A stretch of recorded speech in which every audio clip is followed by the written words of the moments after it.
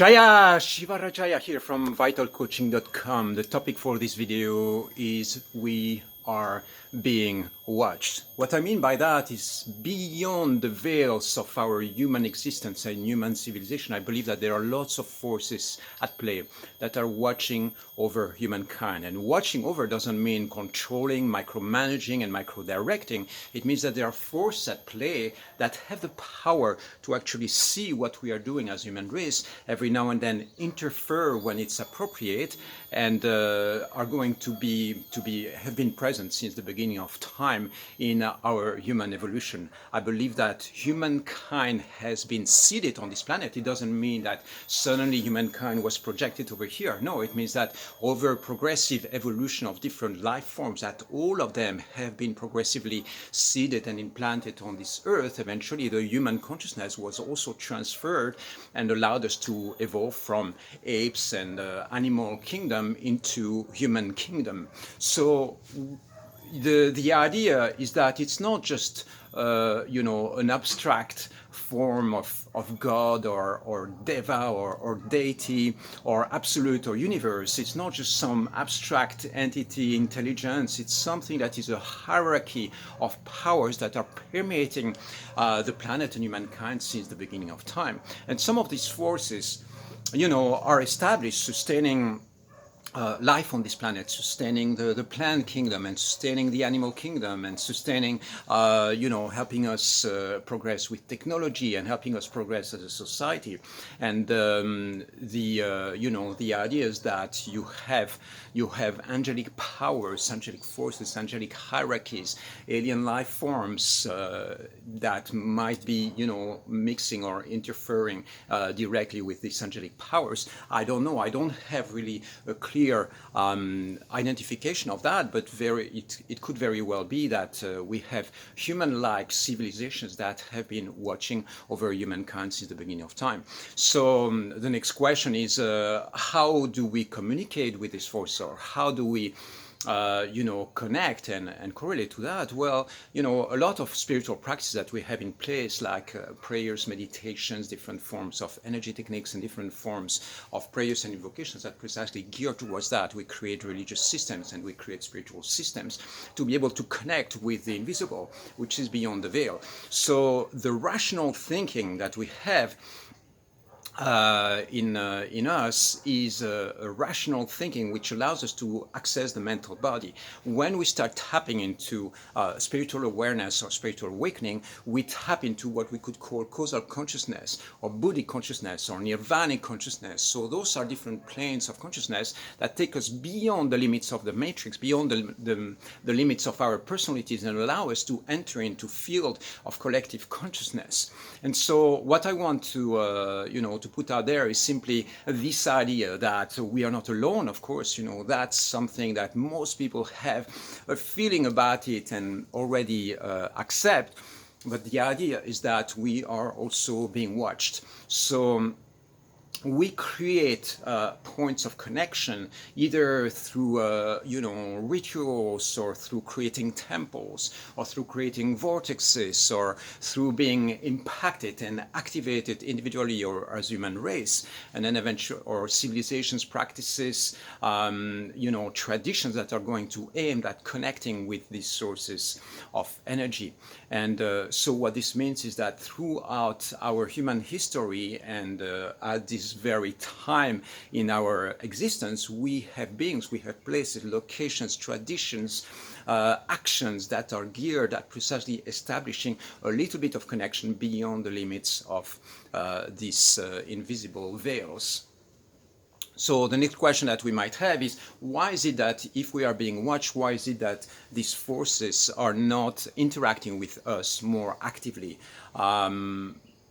I don't have an answer to that. What comes to mind to me is the fact that the way the human experiment, the way the Earth experiment is designed, is simply to allow evolution to follow its course, and seeds are being planted, seeds of consciousness, and then it's up to us as a human race to start integrating those powers and bring them into manifestation and create this civilization. So it's a little bit like if you have a business and you want to create another business, you are going to give that other business a certain degree of autonomy so that this business can run its course. So I do believe that every now and then there is some form of authority that comes on this planet, and that is going to push us a little bit in the right direction if we are going getting sidetracked in our exploration. So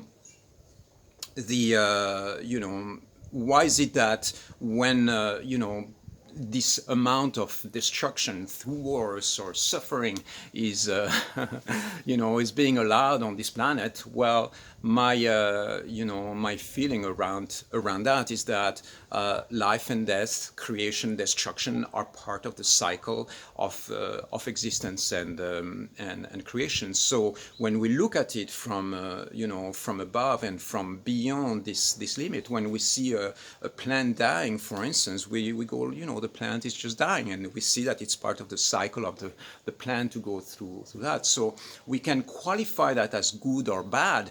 Our relationship with destruction, our relationship with death or transformation or renewal is made of mental beliefs and ideas, and of course, there is some pain involved in the transformation and the dissolution of a certain form, but maybe on a different level. There is no duality. There is just a cycle of energy that is being accepted throughout the universe, throughout this galaxy, as simply a natural cycle of life and death.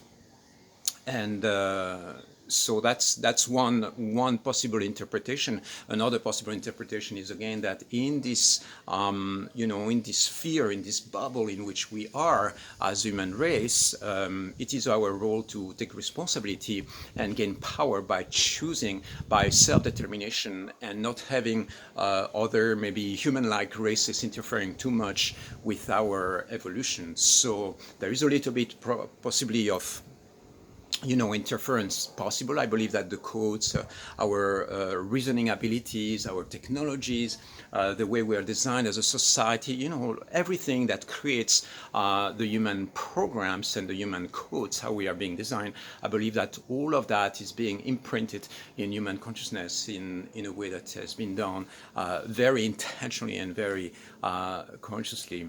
It is still an experiment. It means that when I look at life, at human life, I can see that, or the way I look at it is